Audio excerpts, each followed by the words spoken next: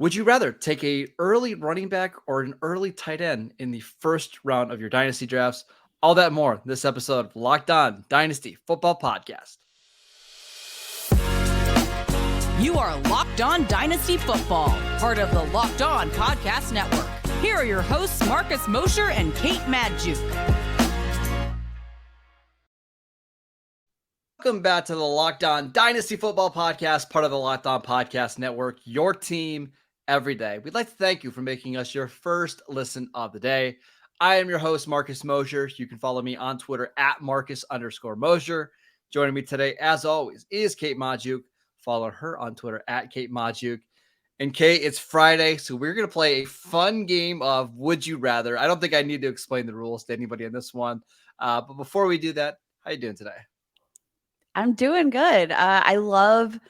For those of you who don't know me, I love games. I love to win games. And I love playing games. Even if I lose, I still just like to play for the game. But I always so enjoy having the opportunity to play a little Would You Rather, because it's a world of hypotheticals out there. We all know. It's the easiest game to understand as well, right? Like it's so simple. You just have to pick one. You just pick one, and it's so easy. But I, regardless of how easy the game is, Marcus, I do plan to win. But that's totally not here or there. But this is going to be like the Dynasty Fantasy Football edition of Would You Rather. Yes, Marcus, we've come up with some questions for our audience, and we're going to be answering them for ourselves regarding decisions, real decisions that you're going to have to make.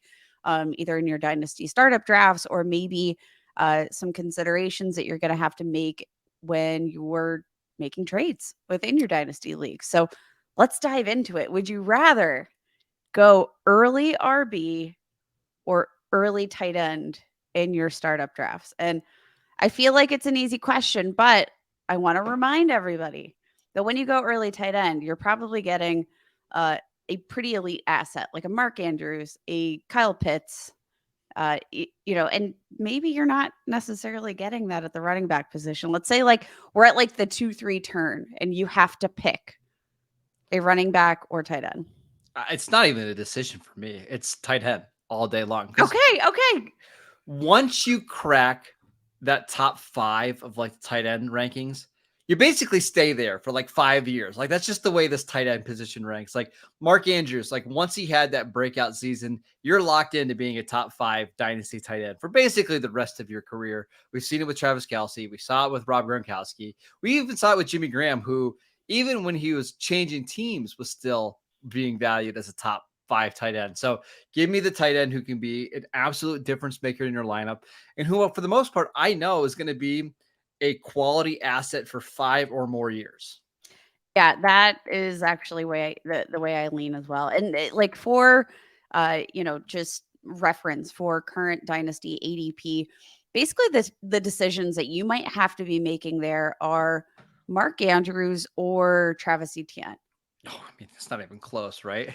Kyle Pitts or Josh Jacobs. Like Kyle those Pitts are the players that you're sort of deciding between. And when you think about the lack of stability at the tight end position outside of that top 4, which I'm going to include TJ Hawkinson in that mix, maybe tight end 5 with George Kittle.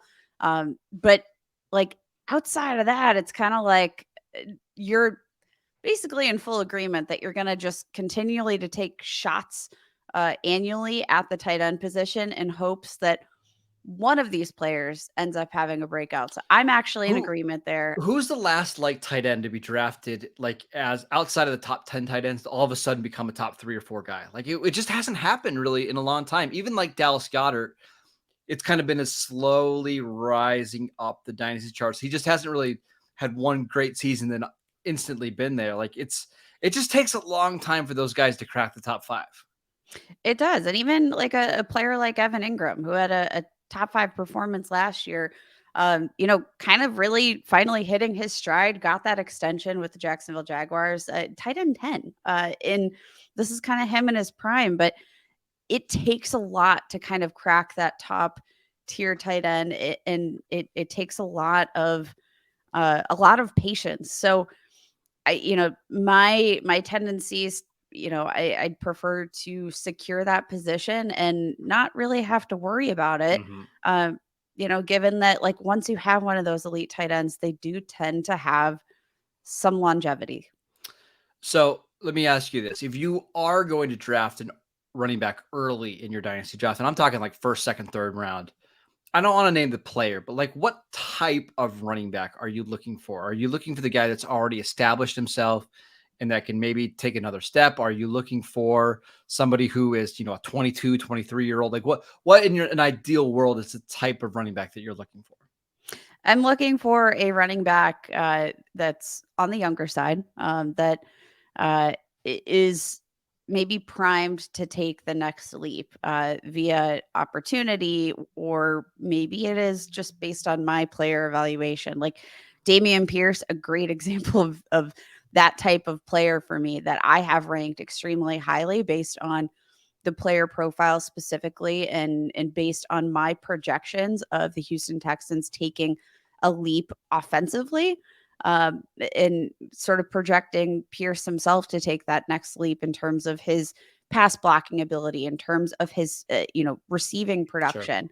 I'm looking for those players that I think have the ability to jump a tier in the coming season, whether that means opportunity or otherwise. How about you? I want guys that I know are going to be involved in the passing game because at least it gives me a floor, right?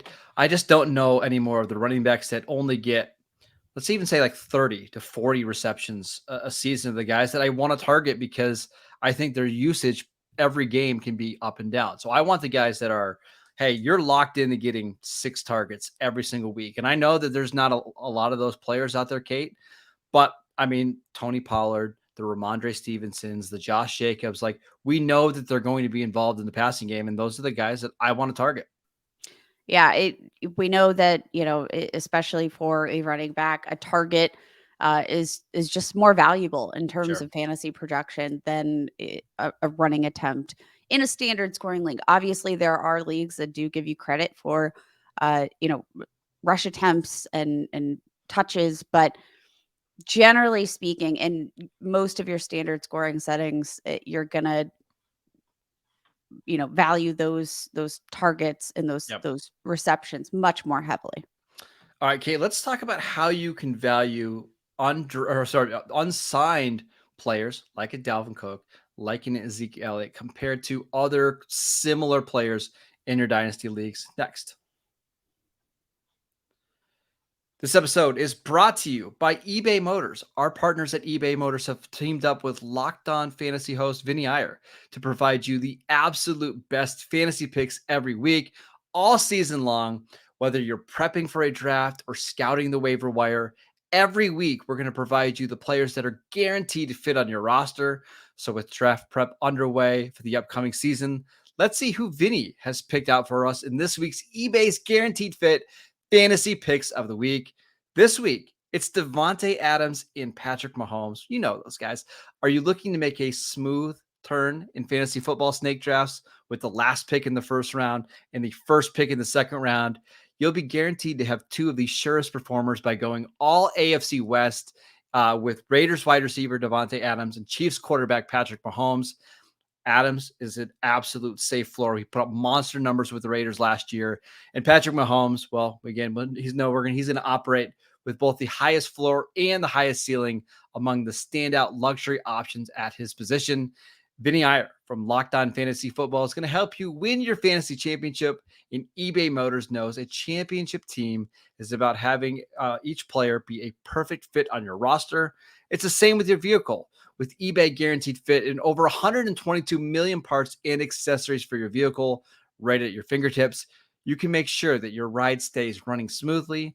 Air filters, brakes, batteries, taillights, alternators, shocks, struts, you name it, eBay Motors has it, and they'll make sure it's the right fit for your car because eBay Guaranteed Fit helps you understand exactly what part your vehicle needs the first time.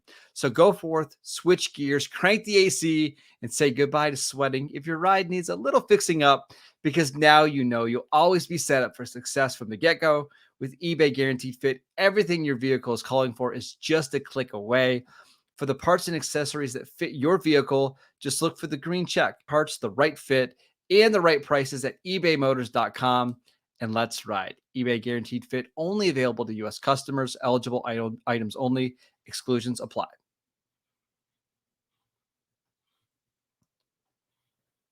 Welcome back to the Locked On Dynasty Football Podcast. We want to thank you for making us your first listen every day. Everydayers, Kate and I will be back on Monday to continue to get ready for your fantasy football seasons. I believe, Kate, we're doing some training camp battles on Monday, so you guys are going to want to make sure you tune in for that. But today, we are talking about how you value some of these unsigned veterans. So, Kate, my question for you, would you rather sign an unsigned veteran running back like a Dalvin Cook or an Ezekiel Elliott, or would you rather draft a player with a little bit lower ceiling like a Roshan Johnson, like a Samaje Perine?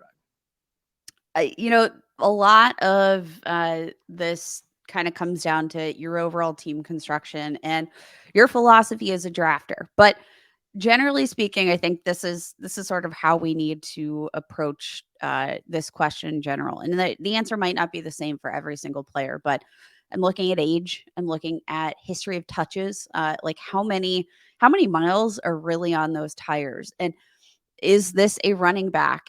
Like for example, Ezekiel Elliott, who's had much of his production as a rusher, as opposed to like an Alvin Kamara, right? Who's not a free agent, but like comparatively, you understand the difference between an Ezekiel Elliott who's played more between the tackles versus an Alvin Kamara, who's had so much of his production as a touchdown scorer and a receiver. Like that kind of is my first step. What kind of running back is this?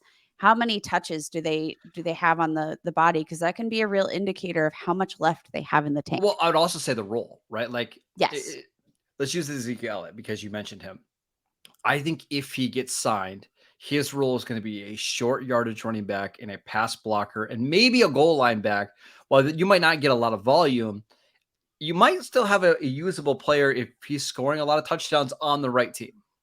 Yeah, and definitely looking at that sort of potential role. And again, you can't predict because these guys are free agents. But for me, I'm going to take the upside because a lot of these players I do think have a chance, maybe not necessarily at a ton of volume at this point in their careers, but I do think that wherever they land based on their standing, like these are still very talented NFL running backs, even if they're not at their peak, right?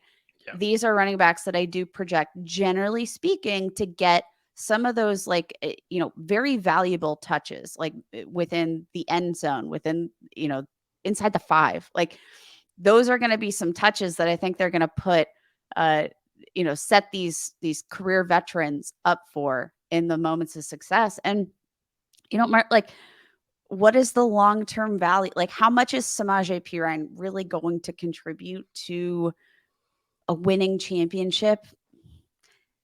I don't know, man. Like, but a few touches from Dalvin Cook in the end zone every single game, where he's got the ability to, break off, miss a forced tackle, and get into the end zone. I'm gonna take that upside, and I think that's what it comes down to at the end for me is chasing some of that upside. But if you've got a really volatile roster, that might be the point where you consider one of these options that are never going to probably rank in the top 5 in a given week, but who have a relatively safe floor.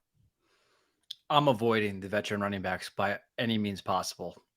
Just because I've seen these guys, so many of them, at least in the last couple of years, like you'd be completely gone out of our view in a year. Like Leonard Fournette, right? Like I wonder if, I know he worked out with the Patriots. Like I wonder if he's going to play this year. Todd Gurley signed with the Falcons a year later out of the NFL. I would rather just gamble on, I'll give you some names like Dalvin Cook being drafted as RB33 right now in the month of July. I'll take Tank Bigsby, who's going as RB37 more because you just don't know about what could potentially happen. And I think there's a chance 2 years from now, Dalvin Cook is out of the league and looking for a job. So I will take the younger guy with a little bit more, at least for me, I think some more long-term upside. Yeah, I think that's fair. And it definitely, again, depends on at what point you are in your franchise, right? Like if you're in a setting where you're in need of fantasy points right now because you're looking to take home that fantasy championship, well, then, even a 1 year loaner from a player like Ezekiel Elliott or Dalvin Cook, wherever he lands, that might be valuable to you. Like, for example, you mentioned Todd Gurley was actually really productive, in a short time with the Atlanta Falcons and was pretty relevant to start his The start. tenure to start his tenure there. Then it And was gone, right? Like it was like it was lightning quick, but if you had Todd Gurley in his season with the Atlanta Falcons, you were probably in the playoffs thanks to that performance. it feels like it's a ticking time bomb. Like, Oh, it's okay, always a ticking time bomb well, for sure. and you don't even know like what the role is going to be. Let's say Dalvin Cook signs tomorrow with the Dolphins, right? Um, I think everybody would assume he would be the starter, but remember they drafted Devin A-Chain. They like Raheem Mostert. They obviously like Jeff Wilson. There's a chance that Dalvin Cook signs there and he just gets 12 touches a game. And yeah, he has somewhat of an impact, but you never feel comfortable starting him. Or at least with somebody like Tank Bigsby, I could be like, you know what? Jacksonville spent a relatively high pick on him. If he becomes the starter at some point, if Travis Etienne goes down, I know I'm getting a guy that I feel really comfortable starting every single week. And I've got age on my side here. That's just what I would rather gamble on. I think it's fair. Okay. That's what I love about these would you rather's. I want to win them, but in the end, I guess there's really never No, any right answer. So you know what? We can both win in this yes. game, and that's fun. We've got one more would you rather here talking about injured players. And Kate, I think we might differ on this one as well. We will get to that next. Welcome back to the Locked On Dynasty Football Podcast. We are talking some Would You Rather's Dynasty Strategy Edition. Kate, our last one here. Would you rather draft a really often injured player like a Michael Thomas, or would you rather draft the player that has kind of one major injury coming back, like a would have been Cam Akers last year or a Javonte Williams this year? Those guys maybe don't have the ceiling of a Michael Thomas, who has been a wide receiver one before. But how do you kind of parse that out? I'm actually I don't know where you're going with this, Marcus, but I'd prefer to put my stock in the guy that maybe's had one significant injury that might be a fluke, might not. You might not ever get back to 100%, but sometimes there are these catastrophic injuries that happen in a player's career, and then you're set, like that's kind of my approach. But for instance, a Michael Thomas, he's missed 40 games over the last 3 seasons. Like, sure, there used to be upside. I don't know what that upside is. Like he's been managing lower body injuries. That's got to affect your conditioning to some degree. And who knows what kind of Michael Thomas we're going to be getting in Sure. 2023 if he's actually healthy. Like, you know, I would rather take the guy, even like a J.K. Dobbins, who, had the torn ACL, took a little while to get back into the swing of things. Even, he's going to be heading into his second contract soon. I would prefer to go with that one guy who maybe didn't have the cleanest rehab, or, maybe disappointed in those regards, in hopes that there's still a pathway for some longer term success. Look at the running back position right now. And you look at the top 10 guys right now in Dynasty League football. Christian McCaffrey had that serious calf injury, right? Brees Hall coming off the torn ACL. Saquon Barkley had the torn ACL. Was that back in 2019, 2020, right? Missed the whole year. We have Travis Etienne, who missed his entire rookie season with the Liz Frank injury. We had Nick Chubb, who missed the whole season because he had a massive knee injury at Georgia.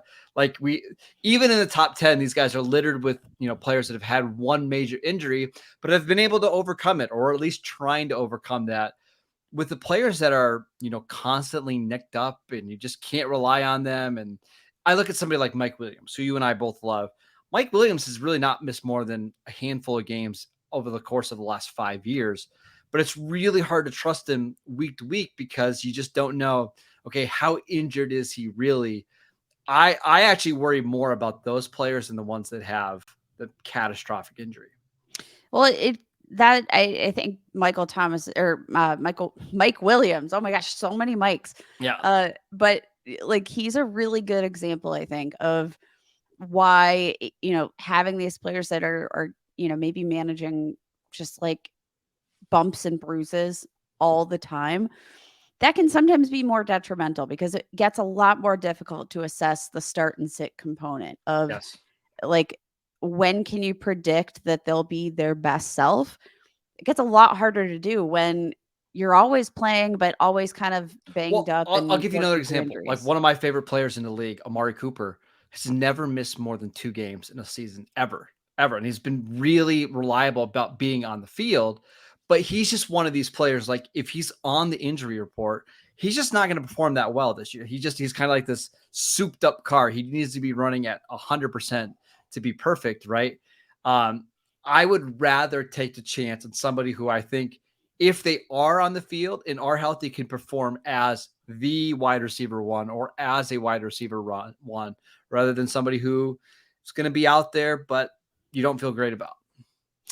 Yeah, I think we're actually in agreement there. I know it's crazy, right? Are We we need gonna get more. spicy? We need more would you rather questions because these are really fun. It's really fun to get into some of these debates. I got one more just really quickly before we go. Would you rather take the aging quarterback like a Russell Wilson and Aaron Rodgers, or would you rather take the quarterback that we haven't even seen have like a startable game yet, like a I don't Sam know Howell? that. Well, Sam Howell's a great one, or Sam Howell, right? Because right now, again on Dynasty League football, you look at where Aaron Rodgers is being drafted.